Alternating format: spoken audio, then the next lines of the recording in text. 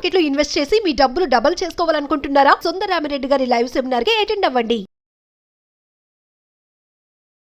Hi hello నమస్తే, welcome back to Suman TV. ప్రస్తుతం మనతో పాటు ఉన్నారు Telangana psychologist association member Snehalatha madam ఉన్నారు. మేడంతో మాట్లాడదాం.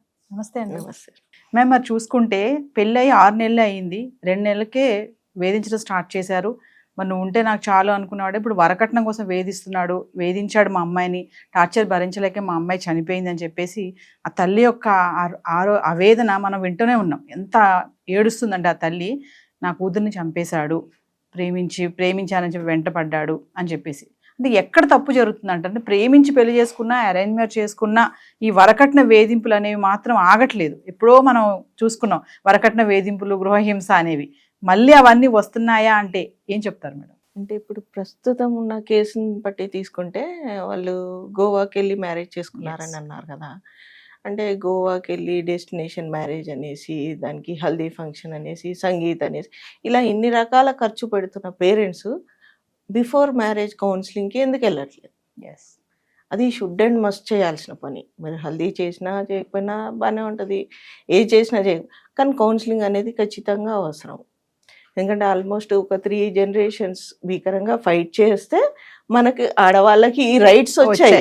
ఎస్, వాటిని మనం ప్రాపర్గా యూజ్ చేసుకొని మనం ఇండిపెండెంట్గా బతుకుదాము, ఫ్రీడంగా బతుకుదాము అన్న టైంలో మళ్ళీ ఇవి రిపీట్ అవుతున్నాయి. అంటే ఆ జనరేషన్స్ మన అమ్మమ్మలు, తాతలు వాళ్ళు ఫైట్ చేసినంత వేస్ట్ అయిపోతుంది అసలు. ఎస్, ఎందుకు అలా జరుగుతుంది? ఒక్కసారి కౌన్సిలింగ్కి వెళ్తే అసలు ఎలా ఉండాలి, మ్యారేజ్కి ముందు అందరినీ ఎదిరించగలిగే శక్తి ఉన్నప్పుడు, ధైర్యం ఉంటుంది, మొత్తం సొసైటీని ఎదిరించగలుగుతాం, పేరెంట్స్ని ఎదిరించగలుగుతాం, ఎవరు వస్తే వాళ్ళతో మాట్లాడగలుగుతాం మేము అన్న ధైర్యం చూపించినప్పుడు, ఇద్దరు కలిసిన తర్వాత ఆ ధైర్యం ఎందుకు ఉండట్లే కదా. ఇప్పుడు వాళ్ళ హస్బెండ్ ఏదో కొన్నిసార్లు ఫోన్ చేయగానే ఎత్తలేదు అనగానే ఆమె డిప్రెషన్లోకి వెళ్ళిపోయి చనిపోయింది అంటే, ఇప్పుడు వాళ్ళ మదర్ సంగతి ఏంటి? ప్రస్తుతం కేసు గురించి మాట్లాడుతున్నాను నేను. ఆ మదర్ ఫాదర్ లేకుండానే పెంచింది. మరి ఆమె ఎంత ధైర్యం చేసి పెంచింది? MBA చదివించడం అంటే not a joke. Single day work, single parent గా ఉంది. ఇప్పుడు సింగిల్ పేరెంట్స్ ఎక్కువ అవుతున్నారు. ఎందుకు ఎక్కువ అవుతున్నారు? ఎందుకు అర్థం చేసుకోలేకపోతున్నారు? ముందు అండర్స్టాండింగ్ ఉండాలి. హల్దీ ఫంక్షన్ ఉన్నా లేకపోయినా నడుస్తుంది, కానీ అండర్స్టాండింగ్ ఉందా? ప్రేమ ఉంది, ఒకరంటే ఒకరికి బోల్డ్ అంత ప్రేమ ఉంటుంది. ఆ ప్రేమ ఎలా ఉంది? ఫిజికల్గానా, మెంటల్గానా, ఏంటి? ఇక ప్రేమ ఉంది కానీ అండర్స్టాండింగ్ ఉన్న ప్రేమ ఉందా? అది మెయిన్గా చూడాలి. మనం క్యాస్ట్ ఇవి అవి కాదు, డబ్బు ఉందా లేదా, క్యాస్ట్ అవన్నీ కాదు, అండర్స్టాండింగ్ ఉందా లేదా. వాళ్ళకి అండర్స్టాండింగ్ ఉందా లేదా ఎలా తెలియాలి? కౌన్సిలింగ్కి వెళ్ళాలి. టీపీ తెలంగాణ తరఫు నుంచి ఆన్లైన్ కూడా కౌన్సిలింగ్ చేస్తున్నాం. ఏంటంటే ఇప్పుడు ప్రస్తుతం ఉన్న జనరేషన్ ప్రకారం అయితే అందరూ బాక్స్ మేము think out of the box అనేది, అది జనరల్ గా బాక్స్ అనేది. కానీ ఇప్పుడు ఖచ్చితంగా మొబైల్ ని చూపించి think out of this box అనాల్సి వస్తుంది. ఎందుకంటే మొబైల్ చేతిలో ఉంది అంటే మాకు అన్నీ తెలుసు. ఓకే, మీకు చేతిలో అన్నీ తెలుసు కదా, అదే మొబైల్ యూజ్ చేసేసి మాకు ఒకసారి ఫోన్ చేయండి, మీ ప్రాబ్లం ఏంటో చెప్పండి. మీరు ఫోన్ చేసి చెప్తే కూడా మేము కౌన్సిలింగ్ చేయడానికి రెడీగా ఉన్నాం. మీరు ఎందుకు ఫోన్ చేయట్లేదు? డిప్రెషన్ అనేసి వాటికి సొల్యూషన్ మన గూగుల్లో వెతుకుతున్నారు చాలా మటుకు. డిప్రెషన్ అది అలా వెతుక్కునే బదులు ఒక ప్రొఫెషనల్ని కలిస్తే వచ్చింది ఏముంది? అంటే మ్యారేజ్ కి ముందు కౌన్సిలింగ్ అనేది మస్ట్ అంటారా? Must, should and must. Present ఉన్న ఇష్యూస్ చూస్తుంటే షుడ్ అండ్ మస్ట్ గా మీరు ఏది చేసినా చేయకపోయినా కౌన్సిలింగ్ మాత్రం ఇప్పించండి పిల్లలకి. ఎందుకంటే పెళ్లికి అది లవ్ మ్యారేజే కానివ్వండి, అరేంజ్ మ్యారేజే కానివ్వండి, ఏదైనా సరే. కౌన్సిలింగ్ అనేది పెళ్లి అయ్యాక, రేపు గొడవలు పడ్డాక, దెబ్బలాడుకున్నాక, ఆఫ్టర్ మ్యారేజ్ కౌన్సిలింగ్ అది వేరే ఉంటుంది. బిఫోర్ మ్యారేజ్ కౌన్సిలింగ్ కూడా మనకి ఇంతకు ముందు మన పేరెంట్స్ వాళ్ళు చెప్పేవాళ్ళు ఎలా ప్రవర్తించాలి. కొత్త ఫ్యామిలీలోకి ఎంటర్ అవుతున్నప్పుడు మనకి కొన్ని ఆలోచనలు ఉంటాయి, వాళ్ళకి కొన్ని ఆలోచనలు ఉంటాయి, వాళ్ళకి కొన్ని పద్ధతులు ఉంటాయి, మనకు కొన్ని పద్ధతులు ఉంటాయి. ఈ పద్ధతిలో ఆ పద్ధతిలో కలిసినప్పుడు కొంత ఎలా అడ్జస్ట్ అవ్వాలి అనేది పేరెంట్స్ చెప్పేవాళ్ళు, అమ్మమ్మలు చెప్పేవాళ్ళు, మేనత్త మేనవ అలా వాళ్ళు ఉన్నప్పుడు చెప్పేవాళ్ళు. ఇప్పుడు న్యూక్లియర్ ఫ్యామిలీస్ అయిపోయి ఎవరిది వాళ్ళే అయిపోయారు.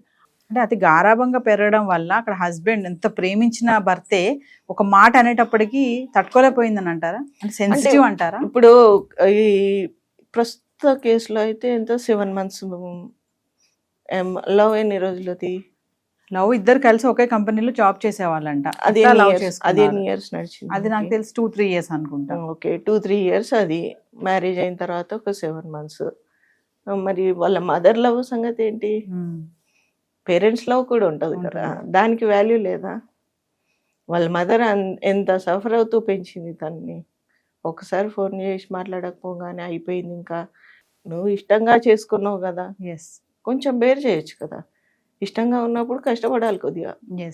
లేదు, మ్యారేజ్ అయ్యేంత వరకే కష్టపడతాం, ఆ తర్వాత ఇంకా వాళ్ళు మ్యారేజ్ అవ్వక ముందు ఫిజికల్ అవ్వడానికి చాలా ఇంట్రెస్ట్ చూపిస్తారు. మ్యారేజ్ అయిన తర్వాత ఎందుకు పోతుంది? అది ఎక్కడ పోతుంది? అంటే ఇక మన పని అయిపోయింది కదా అని అనుకుంటున్నారంట. ఏం పని అయిపోయింది?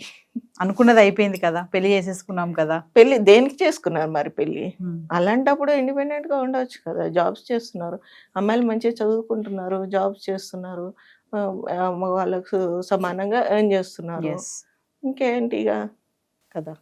ఇప్పుడు మనము అన్ని చిన్న చిన్న విషయాలకి ఇలా చేసేస్తే మరి ఇంకా పెద్ద విషయాలు ఎలా ఎప్పుడు రావాలి? అవి పెద్ద విషయాలకి ఏం చేస్తారు? అంటే లవ్ చేసేటప్పుడు ఉన్నటువంటి ధైర్యము పెళ్లి చేసుకున్నాక ఏమవుతుంది? ఇంతమంది ఒక్కరిగా ఉన్నప్పుడేమో ధైర్యం చాలా ఉంటుంది, ఇద్దరుగా అయిన తర్వాత అప్పుడు ధైర్యం డబుల్ అవ్వాలి కదా. ఎందుకలా మొత్తానికి నిల్ అవుతుంది అది కదా.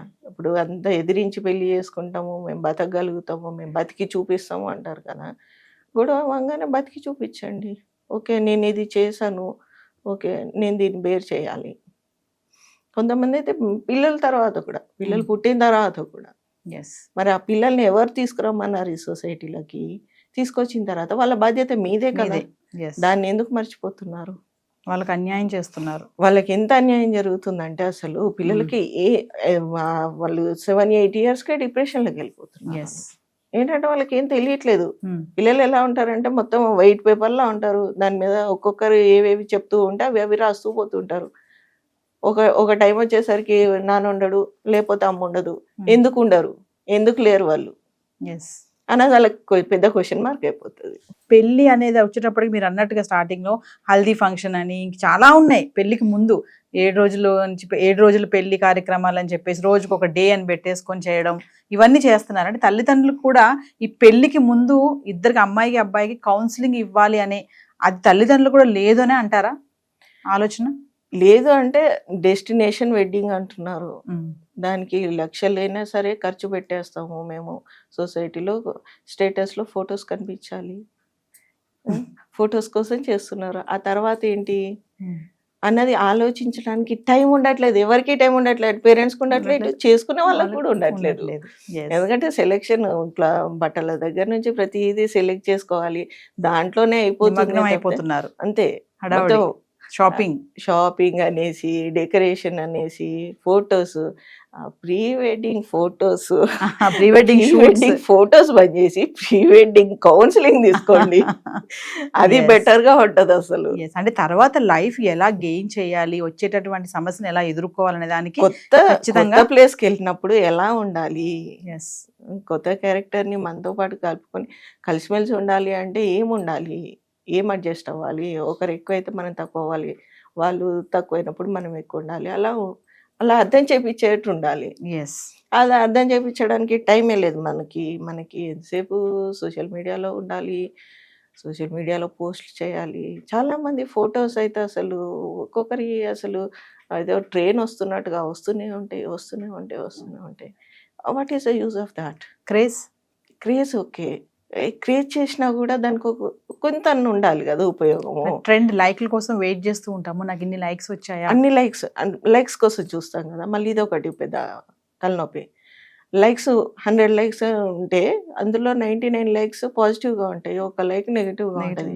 ఆ నెగిటివ్ది ఎందుకు వచ్చింది అని దాని మీద ఎంత భీకరంగా ఆలోచనలు చేస్తారంటే అది డిప్రెషన్లో దాకా పోతుంది. ఏవో 99 పాజిటివ్ వచ్చాయి అనుకోవచ్చు కదా, మనము పాజిటివ్గా ఆలోచించాలి అంటే ఎట్లాంటి సిచ్యువేషన్లైనా ఆలోచించవచ్చు. అంటే మనం ఇలా ఖాళీగా కూర్చొని చెప్తున్నాం కాబట్టి మీకేముంది మీరు చెప్పేస్తారు, మీకు అన్ని బాగున్నాయి కదా అంటే అన్ని బాగా ఎవరికి ఉండవు. ప్రతి ఒక్కరి లైఫ్లో ప్రతి ఒక్కరికి ఏదో రకంగా సమస్యలు ఉంటూనే ఉంటాయి. కానీ అవన్నీ ఫేస్ చేసేయడానికి మనం రెడీగా ఉండాలి. మనం ఈ జన్మ ఎందుకు ఉంది మనకి, మనం ఎందుకు వచ్చాము ఇక్కడికి, ఏం చేయాలని వచ్చామో అది చేయాలి. MBA దానికి ఎందుకు చదివాను, ఇండిపెండెంట్గా బతకలేవా? మీ మదర్ ఒక్కతే నేను పెంచి పోషించింది కదా, చదివించింది. నువ్వు ఎందుకు బతకలేకపోయావు? నీ తల్లిలో ఉన్న ధైర్యం 1% కూడా నీ దగ్గర లేదు. ఎందుకు లేదు? అంటే దీనికి కారణం ఏంటంటే డిప్రెషన్ అంటారా? డిప్రెషన్, ధైర్యం లేక, ఆ టైంలో వాళ్ళకి ఏం చేయాలో తెలియక అని అంటారా? అంటే చాలా మటుకైతే ఏదో అంటే మనం బెదిరిద్దాము అన్న దాంతో పోతున్నారే తప్పితే ఆ నెక్స్ట్ ఏమవుతుంది అన్న ఆలోచన లేదు. నెక్స్ట్ మ్యారేజ్ అయిన తర్వాత ఏమవుతుందో కూడా ఐడియా లేదు వాళ్ళకి. మ్యారేజ్ చేసేసుకుంటున్నారు. మనం చైల్డ్ మ్యారేజ్ వద్దు అనేసి ఎప్పటి నుంచి ఫైట్ చేసాం? 1957 నుంచి ఫైట్ చేసాం మనం చైల్డ్ మ్యారేజ్ వద్దని. ఇప్పుడు చూస్తే స్కూల్లో పెళ్ళిళ్ళు చేసుకుంటున్నారు. మనం ఫైట్ చేసింది దేనికి మరి కదా? పిల్లలకి మెచ్యూరిటీ రావాలి, వాళ్ళు మంచిగా ఎడ్యుకేట్ అవ్వాలి, వాళ్ళ కాళ్ళ మీద వాళ్ళు నించోవాలి అని కదా మనం అనుకుంది. మరి వాళ్ళు స్కూల్లోనే పెళ్లి చేసేసుకుంటే మనం ఏం చేయాలి? అసలు మనం దేనికి ఫైట్ చేసాము? అలా ఉంది. సో ఫైనల్ గా మేడం ఈ ఇష్యూ పైన అంటే ఏం చెప్తారు మీరు? కౌన్సిలింగ్ అంటే ఇప్పుడు ఎట్లా అంటే జనరలైజ్ చేసేసారు. కౌన్సిలింగ్ అంటే ఏముంది, మాటలు చెప్పేస్తుంది. ఆ మాటలు మనకు మాత్రం తెలియదా? మనకి తెలుసు, మేము చెప్పే మాటలు ప్రతి ఒక్కరికి తెలుసు. నేను తెలియదు అన్నాను, తెలుసు. కానీ వాటిని ఎప్పుడు వాడుతున్నారు? మీకు తెలుసు, నేను మాటలే చెప్తాను, టాబ్లెట్స్ ఏమి ఇవ్వట్లేదు, మాటలు మాత్రమే చెప్తున్నాను.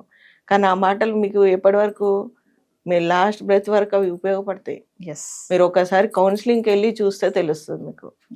మనకు అన్నీ తెలుసు, కానీ హార్డ్ టైంలో వాటిని ఎలా హ్యాండిల్ చేయాలి అన్నది తెలిసి ఉండాలి. అట్లా మనకు అన్నీ తెలుసు అంటే అందరికీ అన్నీ తెలుసు, కానీ ఒక సిచ్యువేషన్ వచ్చినప్పుడు ఎలా ఫేస్ చేయాలి. సో ఖచ్చితంగా పెళ్లికి ముందు కౌన్సిలింగ్ అనేది మస్ట్. ఎందుకంటే కౌన్సిలింగ్ తీసుకుంటే ఇద్దరు అమ్మాయి అబ్బాయి రేపు ఎటువంటి ఇలాంటి సమస్యలు వచ్చినప్పుడు కొంచెం ఒక ధైర్యం ఉంటుంది, సెన్స్ ఉపయోగించి ఆలోచిస్తారు. అంటే కొంచెం ఒకళ్ళు పెరిగినా ఒకళ్ళు తగ్గుతారు అనమాట. అంటే ఇంతకు ముందు ఏంటంటే ఇంట్లో చెప్పుకుంటే వాళ్ళకి పేరెంట్స్ కానీ పిన్ని బాబాయ్ మామయ్య అలా ఉన్న వాళ్ళు హెల్ప్ చేసేవాళ్ళు. ఇది కదరా, అలా ఉండాలి ఇలా ఉండాలి అని చెప్పేవాళ్ళు. ఇప్పుడు అది లేదు కాబట్టి కౌన్సిలింగ్కి వెళ్ళండి. కౌన్సిలింగ్కి వెళ్ళేసి అది కౌన్సిలింగ్కి వెళ్ళడం అది పెద్ద తప్పు అన్నట్టుగా ఓన్లీ పిచ్చి వాళ్ళు మాత్రమే counselling. Psychologist and psychiatrist separate, అవి రెండు డిఫరెంట్. కానీ ఏం చేస్తారంటే సైకో కనిపించంగానే అందులో పడేసి మాకేమైనా పిచ్చా, మేము ఎందుకు వెళ్ళాలి? అది పిచ్చి అని కాదు, మనం ఎలా బతకాలి మనకు తెలియనప్పుడు ఒకరిని అడగడం అది కంపల్సరీ. ఎవరికైనా సరే తెలియకే కదా మేడం ఎలా బ్రతకాలి, అంటే సమస్య వచ్చినప్పుడు దాన్ని ఎలా ఎదుర్కోవాలో తెలియకే కదా ఇలా మధ్యలో జీవితాన్ని ముగించేస్తున్నారు. మాకేంటి, మాకు ఇంత ఉంది, మేము ఇది చేయగలుగుతాం, అది చేయగలుగుతాం, అది చేయగలుగుతాం. అన్నీ బాగున్నప్పుడు అన్నీ నేను చేయగలుగుతాను అంటావు. బాగాలేనప్పుడు నువ్వు చేసి నిలబడు, అప్పుడు నువ్వు హీరోవి. అప్పుడు నువ్వు సోషల్లో ఒక లెవెల్లో ఉన్నట్టుగా. ఇప్పుడు ఏదో యూట్యూబ్లో కానీ రీల్స్లో కానీ ఫాలోవర్స్ రాగానే నువ్వు గొప్ప సెలబ్రిటీవి కాదు. నువ్వు ఇవన్నీ హ్యాండిల్ చేస్తూ నిలబడు, అప్పుడు నువ్వు సెలబ్రిటీవి. అది సెలబ్రిటీవి అనేసి ఎవరో అనక్కర్లేదు, నీకే తెలుస్తుంది. సెల్ఫ్ కాన్ఫిడెన్స్ ఉండాలి, సెల్ఫ్ ఎస్టీమ్ ఉండాలి, అది main. Thank you ma'am. Okay.